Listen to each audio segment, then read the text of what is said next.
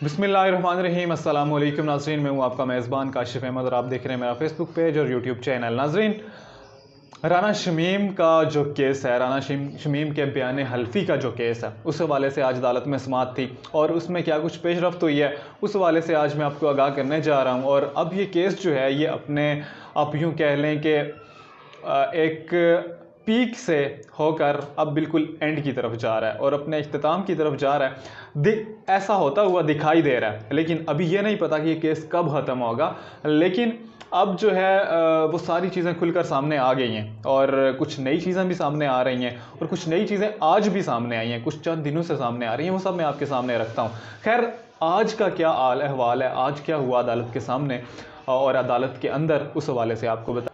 आज Islamabad high court में साबिक़ chief जज गिलगित बल्तिस्तान राना शमीम के बयान हल्फी की खबर पर तौहीन अदालत केस की समाअत हुई।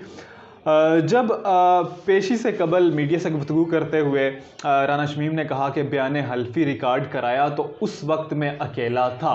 यानी कि जब उन्होंने बयान हल्फी रिकॉर्ड करवाया तो वो अकेले थे। लेकिन चंद दिनों से खबरें गर्दिश कर रही हैं कि जो राना शमीम हैं उन्होंने बयान हल्फी नवाज़ शरीफ साहब के दफ्तर में बैठकर उनके सामने रिकॉर्ड करवाया।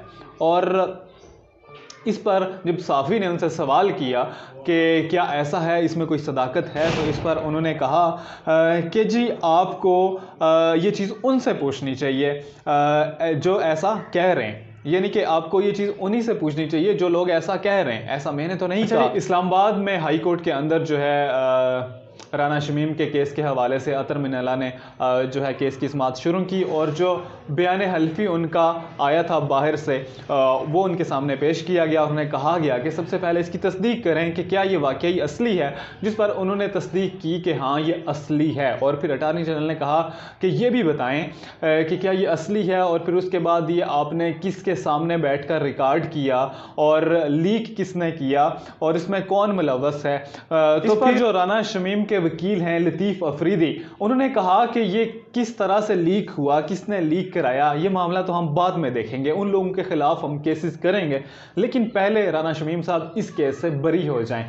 अंसार अब्बासी साहब ने कहा कि अंसार अब्बासी साहब भी वहीं पे मौजूद थे, जो साफ़ी हैं जिन्होंने ये स्टोरी बनाई है, और उन्होंने कहा कि राना शमीम साहब को क्या पता ये भी ना याद हो कि ये जो ख़बर की इस बयान हल्फी की तरदीद है वो मैंने इस स्टोरी लिखने से पहले उनसे की। उनके मैसेजेस जो हैं तस्दीक के वो भी मेरे पास शामिल हैं। यहाँ पर ये बात बड़ी गौर है जो अंसार अब्बासी ने कही कि अंसार अब्बासी ने ये कहा कि राना शमीम ने मुझे नहीं बताया कि ये दस्तावेज़ ज़ाती और नाकाबिल अशात हैं। अगर वो मुझे ये बता देते तो मैं ये शायद इनकी अशात ना करता। अटार्नी जनरल ने कहा कि 3 दिन से खबर चल रही है कि दफ्तर में उन्होंने बयान हल्फी दिया, किसी दफ्तर में उन्होंने बयान हल्फी दिया। अटार्नी जनरल ने राना शमीम समेत दीगर के खिलाफ चार्ज फ्रेम करने की हिमायत करते हुए कहा कि अगर राना शमीम अपनी गलती नहीं मानते तो उनके खिलाफ चार्ज फ्रेम किया जाएगा और वो केस में तौहीन अदालत के मुर्तकिब होंगे।